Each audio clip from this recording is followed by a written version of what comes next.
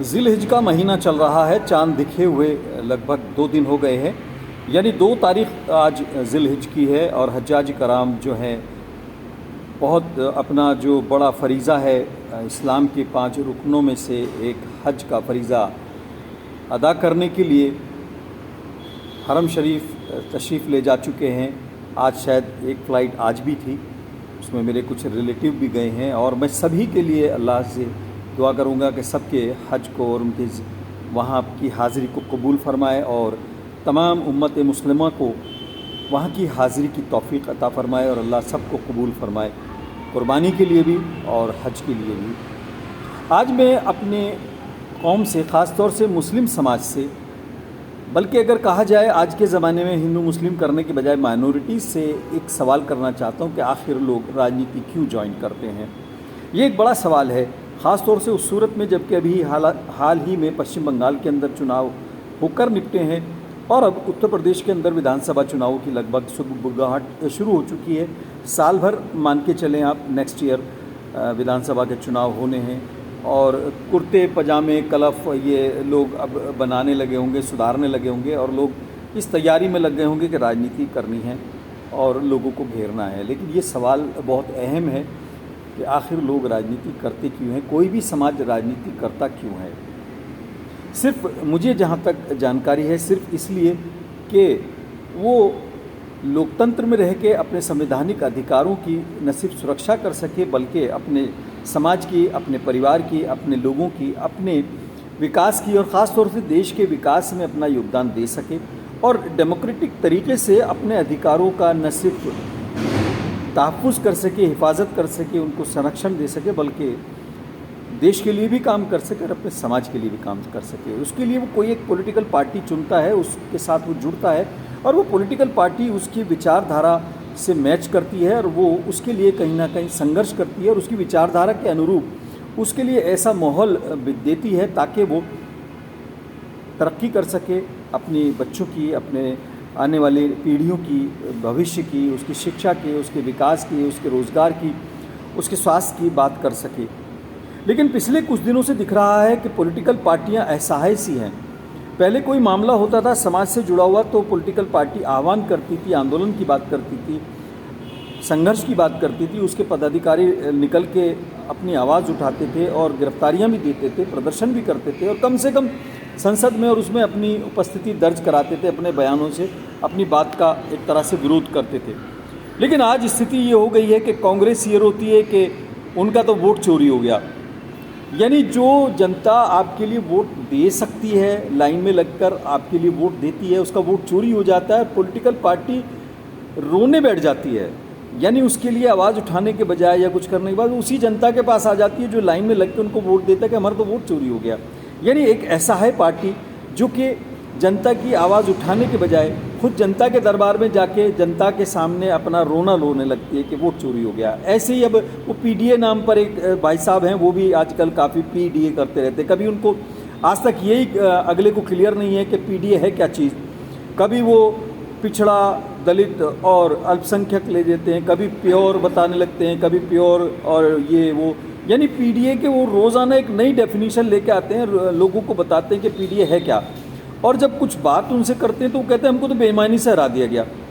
यानी जनता आपके लिए अब चौकीदारी भी करेगी क्या?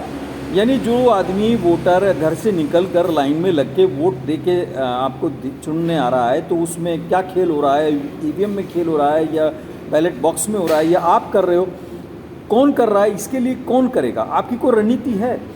आप अभी और पॉलिटिकल पार्टियों की बात करते हैं, एक बहन जी हैं, वो दलित और मुस्लिम समाज की और अल्पसंख्यकों की, ख़ासतौर से बहुजन समाज की बात करती हैं, लेकिन कहीं ना कहीं वो भी ऐसा लगता है कि जैसे डर के खामोश बैठी हैं। बड़े मुद्दों पर बोलते हुए उनकी आवाज़ को भी कहीं ना कहीं लकवा लग जाता है, वो भी कहीं आवाज़ उठाने के बजाय बस एक दो ट्वीट करके ऐसा लगता है जैसे पूरी डेमोक्रेसी का डेमोक्रेटिक सिस्टम उन्होंने समझ लिया है कि अब आंदोलन के बजाय ट्वीट करो घर में बैठे हुए और पूरे समाज को कह दो कि नहीं हम अभी हैं।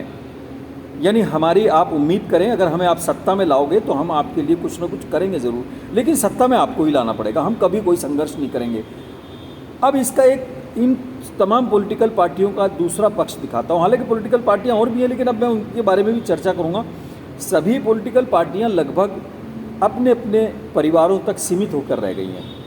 यानी परिवारवाद के बारे में जैसे कहा जाता था कभी कि नेहरू जी हैं, इंदिरा जी हैं, राजीव जी हैं, सोनिया जी हैं, राहुल जी हैं, ये तमाम एक तरह से, हालांकि उनका एक जवाब ये होता है कि हमने तो कभी परिवार के लोगों को नहीं बनाया, मनमोहन सिंह जी को बनाया हमने, नरसिम्हा राव जी को बनाया और लोगों को भी मौका दिया। लेकिन वो कैसे मौका दिया वो सबको मालूम है। रबर स्टैंप लोग उनको कहते थे, कोई कहता था मोम की गुड़िया, कोई कुछ कहता था। बहरहाल हम उसमें ना जाके ये बता रहे परिवारों तक सिमट गया। लेकिन अब कांग्रेस से भी आगे बढ़ते हुए तमाम लोगों का परिवारवाद सबके चरम पर है, यानी सबके सामने है। मुलायम सिंह यादव जी, शिवपाल यादव जी, रामगोपाल यादव जी, अखिलेश यादव जी, धर्मेंद्र यादव जी, डिम्पल यादव जी, ये वो एक ऐसी सीरीज़ है जिसको आप अगर गिनने चलेंगे तो परिवार से बाहर का आदमी आपको नज़र ही नहीं आएगा। अब आप चलिए और भी जगह, हरियाणा में जाइए, चौधरी देवीलाल जी थे, ओम प्रकाश चौटाला जी थे, फिर अभय चौटाला थे, फिर दुष्यंत चौटाला थे, तो वो एक सीरीज़ चौटाला परिवार की देवीलाल जी के यहाँ की चली। उसके अलावा अभी आप देखेंगे चौधरी चरण सिंह जी बड़ा शोर अपने ज़माने में मचाते थे और एक आइडियल राजनीति करते थे, और जिस तरीके का उन्होंने राजनीतिक एक तरह से घुट्टी हम लोगों को ख़ास तौर से पिलाई है, उसमें ऐसा लगता था कि एक संघर्ष उनका एक मादा था और वो संघर्ष करते थे। लेकिन आज उसी परिवार में उनके बाद वो परिवारवाद के ख़िलाफ़ थे, लेकिन उनके बाद आप देखिए चौधरी अजीत सिंह आ गए, फिर जयंत जी आ गए, तो वहाँ भी परिवार के अलावा आप देखिए तीसरा आपको कोई बाहर का आदमी नज़र नहीं आएगा। ये वो लोग हैं जब ये असहाय होते हैं तो जनता से कहते हैं वोट चोरी हो गया, बेईमानी हो गई, समझौता करना पड़ रहा है, ये हो गया वो हो गया। लेकिन अगर पब्लिक ही को सब कुछ करना है तो पब्लिक की आवाज़ कौन उठाएगा? यानी पब्लिक के विकास की, पब्लिक के आवाज़ उठाने की बात कौन करेगा? अगर सारी पॉलिटिकल पार्टियां, ख़ासतौर से तमाम विपक्ष, ख़ास तौर से आज के ज़माने में बीजेपी के सामने इतना असहाय हो गया है कि वो सिर्फ रोने के अलावा कोई बात नहीं करता, तो जिस बीजेपी से डराकर ख़ास तौर से मुस्लिम समाज को इकट्ठा किया जाता था, वो मुस्लिम समाज इकट्ठा होकर जाए कहाँ? उन लोगों के पास जो खुद बीजेपी के सामने नतमस्तक हुए बैठे हैं, जिनको लगता है कि बीजेपी के सामने हमारी तो चल ही नहीं रही, हमारे वोट कहाँ चले जाते हैं, हमारी जनादेश कहाँ चला जाता है, हमको तो हरा दिया जाता है, तो फिर तुम उस समाज की कैसे बात करोगे जो आपसे अपेक्षा करता है? जब तुम अपनी ही बात नहीं कर पा रहे हो, अपनी ही वोट की रक्षा नहीं कर पा रहे हो, अपनी सीटों को, अपने लोगों को नहीं जिता पा रहे हो, आप बार बार यही कहते हो बस बेईमानी हो गई, बस हमको हरा दिया गया। तुमको जब इतना मजबूर कर दिया गया तो तुम दूसरे के लिए क्या काम करोगे? जनता के लिए क्या काम करोगे? आम मुस्लिम समाज, खास तौर से मुस्लिम समाज को छोड़ दो, आम भारतीय फिर आपसे क्या उम्मीद करे? आप इतने असहाय, इतने बेबस हो गए हो कि आप अपनी सीट तक जीतने में नाकाम हो जाते हो, आपको हरा दिया जाता है।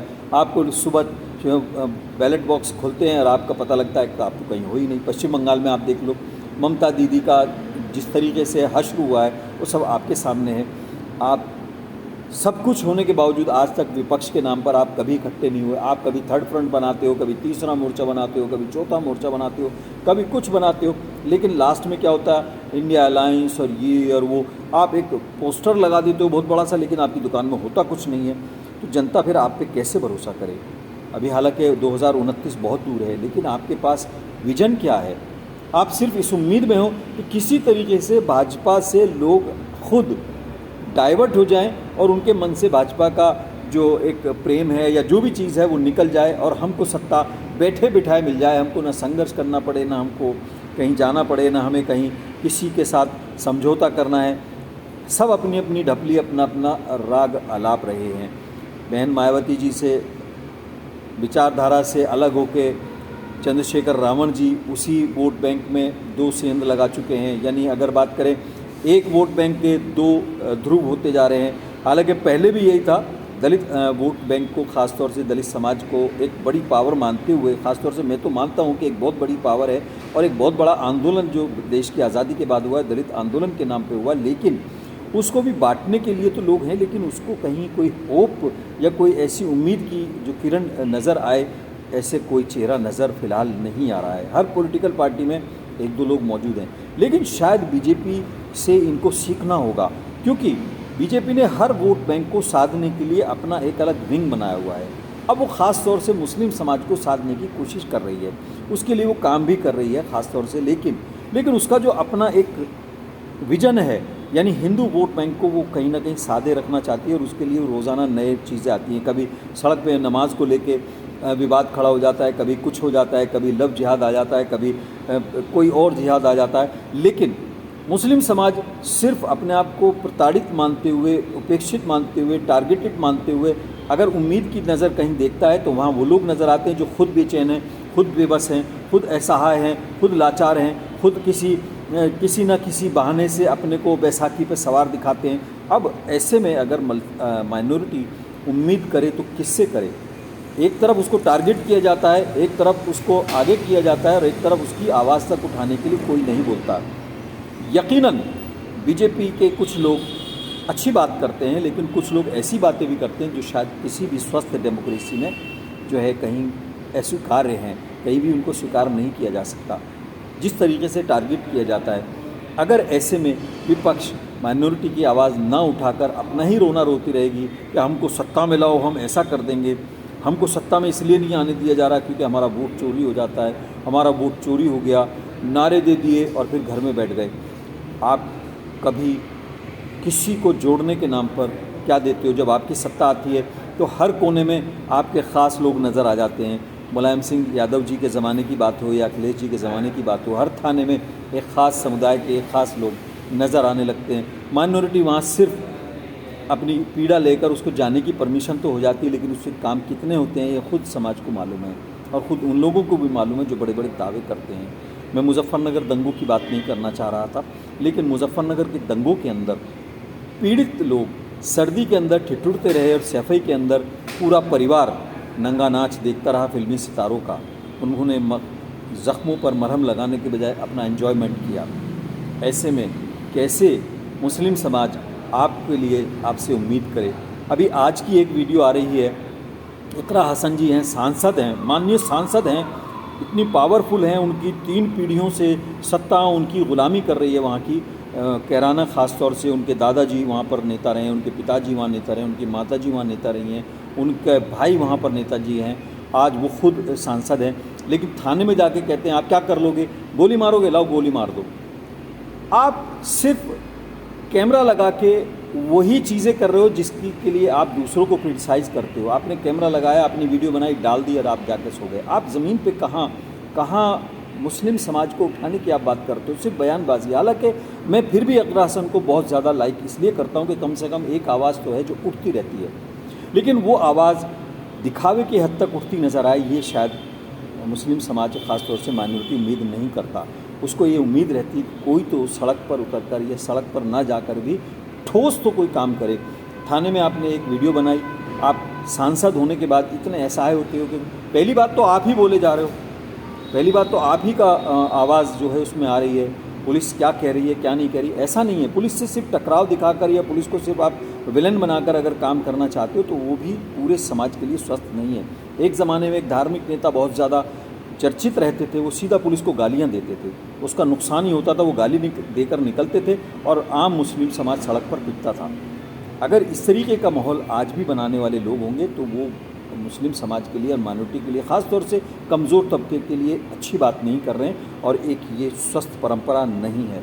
एक कोऑर्डिनेशन हो, एक सहयोग के साथ और एक समन्वय के साथ काम करना होगा। सभी पॉलिटिकल पार्टियों को कम से कम अपने गिरेबान में झांकना होगा कि वो रोने के बजाय, सॉरी ये अल्फाज शायद गलत निकल गए, रोने के बजाय ये देखें कि वो क्या कर सकते हैं, विश्वास बनाएं, जनता के अंदर विश्वास पैदा करें।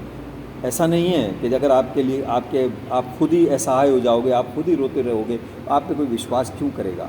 आप पे विश्वास नहीं होगा। आप सोचते रहोगे कि ये तो मजबूर हैं, ये तो हमको ही वोट देंगे, बीजेपी से हम परेशान हो जाएंगे तो बीजेपी कभी हटेगी तो हमको सत्ता मिल जाएगी। ऐसा होने वाला अब नहीं है।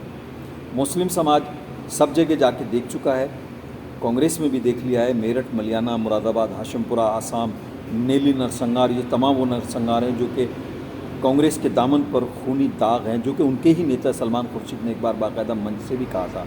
वो खुद भी मानते हैं कि ये दाग कभी धुल नहीं पाएंगे। समाजवादी पार्टी के नाम भी जितने आरोप हैं, जितनी चीज़ें, वो सबके सामने हैं। लेकिन अब मुस्लिम समाज को कम से कम राजनीति से हटकर, ये जो गली गली में नेता घूम रहे हैं, हर ब्लॉक में अध्यक्ष और अध्यक्ष से कम कोई नेता नहीं है, उनसे हटके भी शिक्षा पे और अपने काम पर ख़ास तौर से अपने विकास पर ध्यान देना होगा। राजनीति से हटकर शायद उसको ये सोचना होगा, एक आत्ममंथन करना होगा कि आखिर जिनसे वो उम्मीद करता है वो खुद किस बैसाखी पर खड़े। आज फिलहाल इतना ही। अपने मेज़बान आज़ाद खालिद को इजाज़त।